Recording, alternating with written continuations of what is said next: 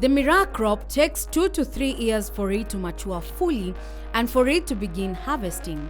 As Ezra explains, the Miraa crop does not require too much fertilizer. The only thing that farmers look out for is crop not to be infested by weed and pests. Sasa unaweza weka manyua ama usiweke, kwa sababu wakati miraa inakuwa ndio sasa ikianza kukura na mizizi yake ndio tunaweka manyua. Na ile manyua mzuri sana ni ya mbuzi ama ya ng'ombe ya kufagia. Kwa sababu ile ya kuchimba unatakiwa uweke for about 6 months ndio ikomae. Lakini ukiweka ng'ombe kama kapura injafika 6 months ndio ikomae, inakuwa na wandundu. Na wale wandundu wanakuja wanakula ile miche. Tunahesabu kitu kama 3 days. Kwa hivyo 3 days ni kama mwaka moja na nusu. So tangu upande miraa mche uipe mwaka moja na nusu unaanza the first harvest. Sasa ikifika miaka 2 unaona sasa inakuwa miraa mzuri na inajiseti mzuri. Halafu sasa mazao yake nayo itaendelea kulingana na vile itaenda ikikomaa. Harvesting of the crop is usually done late in the evening or early in the morning. After picking is done, Ezra explains the crop is then left for 2 weeks to allow new budding leaves to pop out. Wakati wa kuvuna miraa, sasa tunachukuanga ile tumatawi ya juu. Tunachukuanga ni kama manjani chai. Hii ya tumatawi 2 na ile kamorori yake. So hivyo ndio tunavuna kila wakati. Otherwise tukingojea ikue kabisa ikikomaa kabisa inaharibu the quality.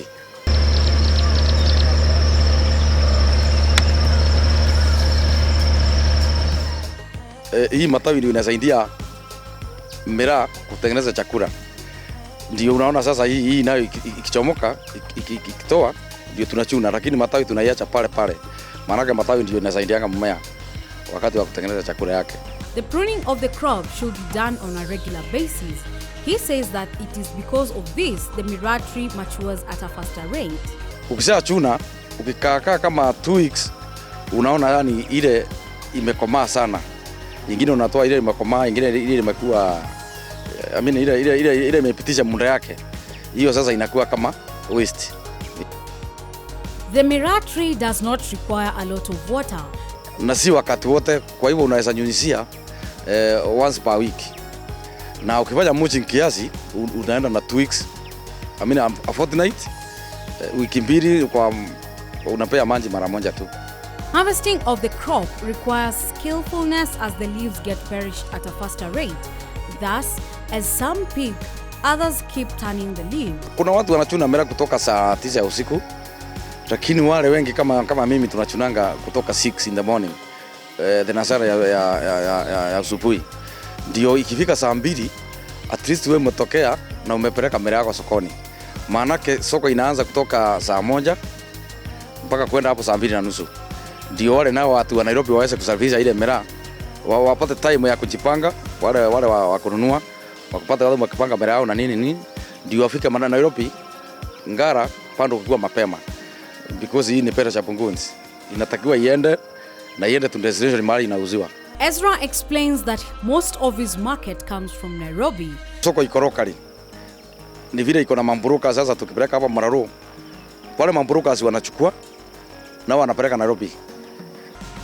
Once the produce is stuck onto trucks and it is ready to leave, the market traders then cheer on as the drivers who drive at a very fast speed embark on their journeys.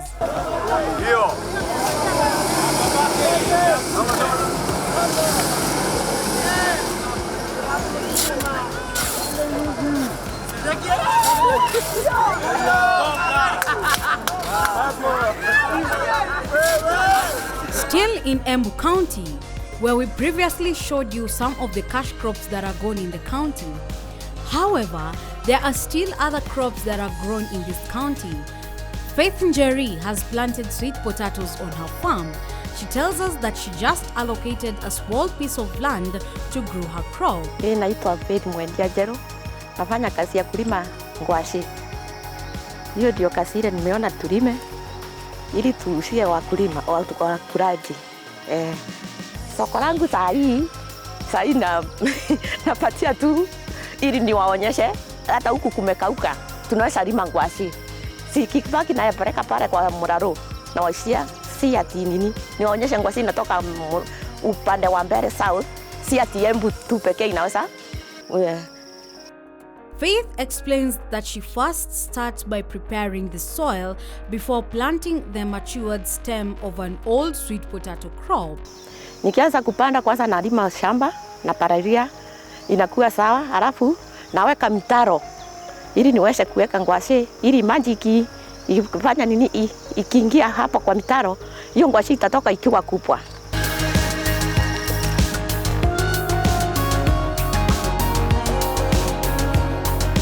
Mmea wa ngwashe huku sijaona ugonjwa wa ngwashe. Kile shida ile iko ni maji tu. Unajua hii ngwashe tunamwagilia maji. Kukikauka kuna kuanga kubaya sana. Lazima upindi uweke maji ili ikue. Iwezi kuwa bila maji na ni for 3 months ngwashe yako unanikula. Kile naweza kuuliza tufanyiwe ni mambo ya maji. Tunaona tumechumbua shimo. Wengine wana uwezo hiyo, wananunua maji kwa marori. Hiyo ndio ile shinda ile tuko nayo upande hii ya mbele south. Another crop grown in Embu is the arrowroot. Jacob Ireri has planted arrowroot. Kile kinatusumbua sana huku ni kama manyani, inakuja inasumbua sisi huku, kukosa maji. Sasa hii maji unaona tunalima nayo ni ya kumwagilia. Kwa hivyo tukipata maji mingi, tunaweza pata ndoma mingi, miwa mingi na mandizi pia.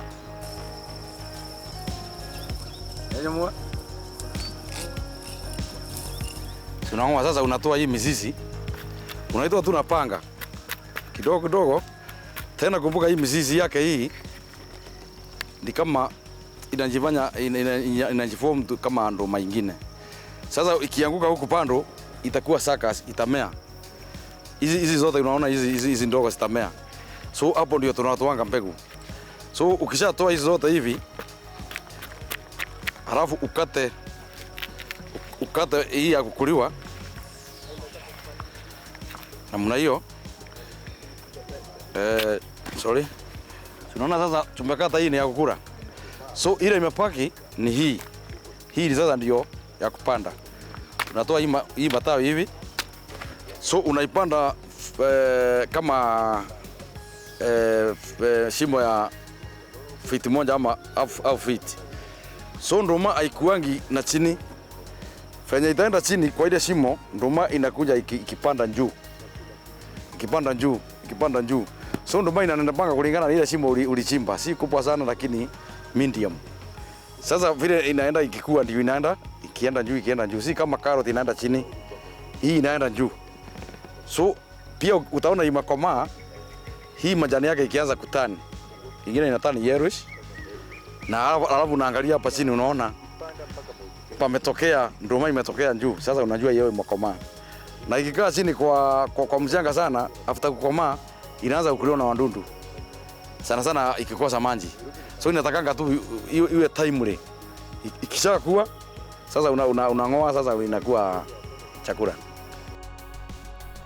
The arrowroot crop produces its own seeds just as Ezra Njeru, another farmer, has explained. Ezra grows arrowroots for his own consumption. He tells us that the biggest challenge he faces is lack of water. Challenges ni kukosa mahali mzuri ya kulima ndoma. Kama huku mbele ni kukosa maji enough. Sababu natakwanga mahali kuna swamp. Lakini ukiona hii hapa kama hii ni swamp ya kujitengenezea. Sasa hii ni si natural na ndoma inakuanga mzuri kwa natural swamps. Lakini hii swamp ya kujitengenezea inakuja ikipiki tu pole. Alafu taste ya hii inakuwa mzuri kuliko taste ya ile swamp. Hata kama ile swamp inanenepa sana. Sasa hii iko na taste kuliko ile ya maji mingi. Sababu maji ni limited.